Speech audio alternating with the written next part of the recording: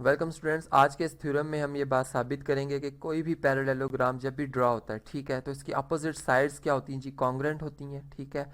और इसके opposite angles जो होते हैं वो भी क्या होते हैं जी, कॉन्ग्रेंट होते हैं। और दूसरी बात, बल्कि थर्ड जो इसमें स्टेटमेंट वही होगी कि जो इसके डायगनल्स हैं वो बाइसेक्ट करते हैं एक दूसरे को, ठीक है। अब ये बात हम कैसे प्रूव कर सकते हैं, इसके लिए सबसे पहले मैं एक डायगनल ड्रॉ कर रहा हूँ ए सी, ठीक है, जैसे कि आपको नज़र आ रहा है। तो इस डायगनल ने जो ए वर्टेक्स पे एंगल बन रहा था उसको भी दो मजीद एंगल में डिवाइड कर दिया, 1 और 2, ठीक है। और जो सी वर्टेक्स पे एंगल बन रहा है उसको भी डिवाइड कर दिया है 3 और 4 से, ठीक है। अब हम जो ये दो ट्राइंगल्स बन रही है इनको मैं शेड भी कर देता हूँ ताकि हम इसको ज़रा अच्छे तरीके से समझ सकें, इनको इनके बारे में स्टडी कर सकें, ठीक है जी। अब आप देखें कि इन दो ट्राइंगल्स में हमें क्या 1 to 1 करस्पॉन्डेंस मिल सकती है, ठीक है। सबसे पहले तो एक रिलेशन यहाँ पे लेके आएंगे और वो रिलेशन ये है कि अगर आप देखें तो ए सी एक यहाँ पर ट्रांसवर्सल के तौर पर भी यानी आ रहा है, ठीक है। और अगर आप इसमें देखें तो ए बी साइड जो है वो डी सी के पैरेलल है, ठीक है। और ये ए सी इसमें ट्रांसवर्सल है जिसमें जो कि 3 एंगल, और यहाँ पर अगर आप देखें तो ये ट्रांसवर्सल ए बी के साथ 1 एंगल बना रहा है। और ये चूंकि हमारे पास अल्टरनेट एंगल्स होने की वजह से हम ये कहेंगे कि ये दोनों एंगल्स 1 और 3 आपस में क्या है जी, कॉन्ग्रेंट है, ठीक है। अब आप जानते हैं कि अल्टरनेट एंगल्स यानी कॉन्ग्रेंट होते हैं जब भी लाइंस पैरेलल होती हैं, ठीक है। और इसी तरह से अगर हम ए डी लाइन को देखते हैं और बी सी लाइन सेगमेंट को देखते हैं, ठीक है। क्योंकि अगर लाइन हो या लाइन सेगमेंट हो, बात सिर्फ ये है कि पैरेलल होनी चाहिए, ठीक है। ये पैरेलल है हमारे पास और ए सी इसमें एक डायगनल है।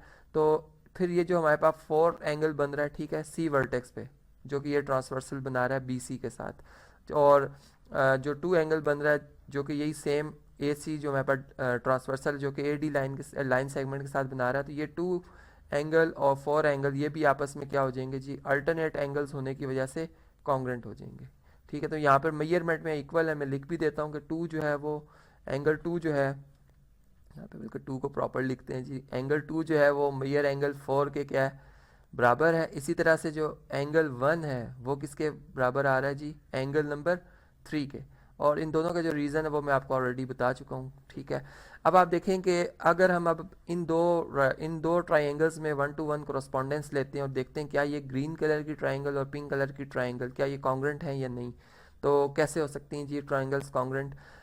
3 एंगल के करस्पॉन्डिंग एंगल 1 बन रहा है जो कि कॉन्ग्रेंट है, यहाँ पर इक्वल आ रहे हैं मेजरमेंट में। इसी तरह एंगल 4 के करस्पॉन्डिंग हमारे पास एंगल 2 आ रहा है जो कि आपस में बराबर है, ठीक है। और फिर हमारे पास इसमें अगर आप ये देखें कि ए सी जो साइड है इन दोनों ट्राइंगल्स की ये कॉमन साइड है, ठीक है। ये कॉमन होने की वजह से इन दोनों में कॉन्ग्रेंट है, ठीक। तो अब ए डी सी यानी यहाँ पर यूँ लिखेंगे जी, ए डी सी जो हमारे पास ट्राइंगल है ये कॉन्ग्रेंट हो चुकी है दूसरी ट्राइंगल के साथ, जो कि हमारे पास ट्राइंगल नंबर आ रही है जी सी बी ए, ठीक है। और जब दो ट्राइंगल्स कॉन्ग्रेंट होती हैं, और ये किस किस पास्टुलेट की बेस पे मैंने कॉन्ग्रेंट की हैं, अगर आप यहाँ पे देखें तो यहाँ पर एंगल एंगल साइड पास्टुलेट लगा है, ठीक है। और जब ट्राइंगल्स कॉन्ग्रेंट होती तो इसका ये मीनिंग होता है कि इनकी फिर हर करस्पॉन्डिंग साइड और हर करस्पॉन्डिंग एंगल जो है वो कॉन्ग्रेंट है। तो यहाँ पर फिर ये बात बिल्कुल श्योर हो जाती है कि चूंकि डी सी साइड के जो करस्पॉन्डिंग साइड बन रही है वो ए बी बन रही है, यानी ये अपोजिट साइड्स हैं इस पैरेललोग्राम की, आपस में क्या हो जाएंगी जी, कॉन्ग्रेंट हो जाएंगी। इसी तरह जो ए डी साइड है वो बी सी साइड के क्या हो जाएगी जी, कॉन्ग्रेंट हो जाएगी, ठीक है।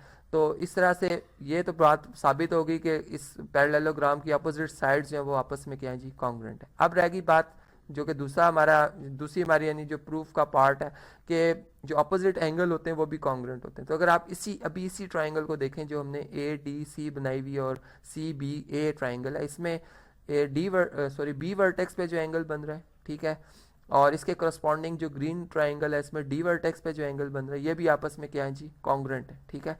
और किस वजह से कॉन्ग्रेंट है, क्योंकि ट्राइंगल्स कॉन्ग्रेंट है, ठीक है।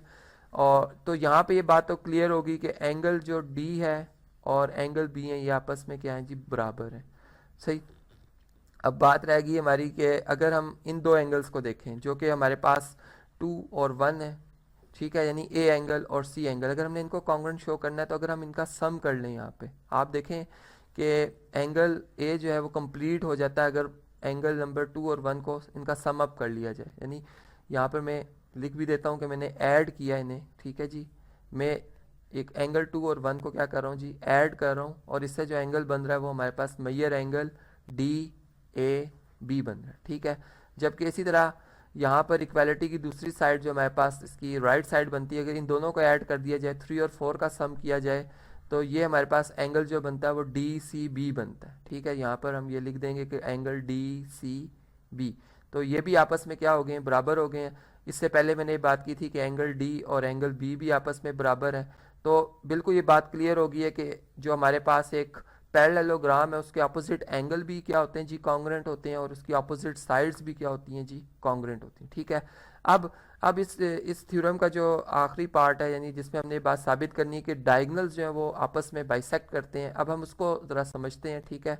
यहाँ पे मैंने अगेन इसी डायग्राम को ड्रॉ किया जिसमें अब हमारे पास डायगोनल्स दोनों ड्रॉ हुए हैं, ठीक है। और ये डायगोनल्स जिस पॉइंट पे इंटरसेक्ट कर रहे हैं वो हमारे पास जी ओ पॉइंट है, ठीक है। और इस तरह से है कि ये जो इनमें वर्टिकल एंगल बन रहा है वो इधर मैंने मेंशन कर दिया, यानी चले मैं इस ट्रायंगल को जो कि जिसके बारे में अभी हम बात कर रहे हैं इसको मैं कलर भी कर देता हूँ, ठीक है। मैं इन दो ट्रायंगल्स के हवाले से बात कर रहा हूँ जिसमें हमारे पास यहाँ पे जो एंगल बन रहा है इसको मैं 5 कह रहा हूँ, जबकि ये एंगल जो हमारे पास बन रहा है वो 6 है। और यहाँ पे और ये एंगल जो है, चलें जी, ये दो एंगल्स ऊपर ऑलरेडी हम प्रूव कर चुके हैं कि ये एंगल हमारे पास कौन सा बन रहा था जी, 2, और ये कौन सा 2 और 4, ठीक है।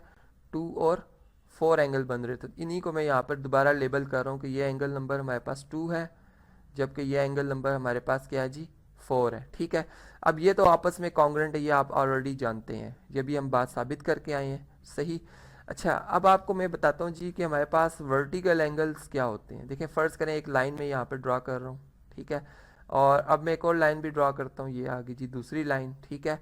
अब आप ये देखें कि ये जब ये दो लाइंस इंटरसेक्ट करती हैं तो इस तरह से जो ये एंगल 1 और ये एंगल जो नंबर 2 बन रहे हैं ये आपस में हमारे पास वर्टिकल एंगल्स कहलाते हैं। और इनकी पहचान ये है कि अगर हम एंगल 2 का ये हम देखें जो कि ओ से ए की तरफ आ रहा है, और एंगल 1 का अगर हम वो देखें जो ओ से बी की तरफ आ रहा है, तो ये एक ए बी स्ट्रेट लाइन बन जाती है। इसी तरह एंगल नंबर 1 का अगर हम ये हम देखते हैं ओ सी और ये वाला ओ डी, तो ये भी एक स्ट्रेट लाइन बना देता है, यानी ये इसकी एक पहचान है कि हमें पता चल जाता है कि ये वर्टिकल एंगल्स हैं। तो 5 और 6 जो है वर्टिकल एंगल और ये हमेशा कॉन्ग्रेंट होते हैं, ठीक है, ये बात याद रखिएगा।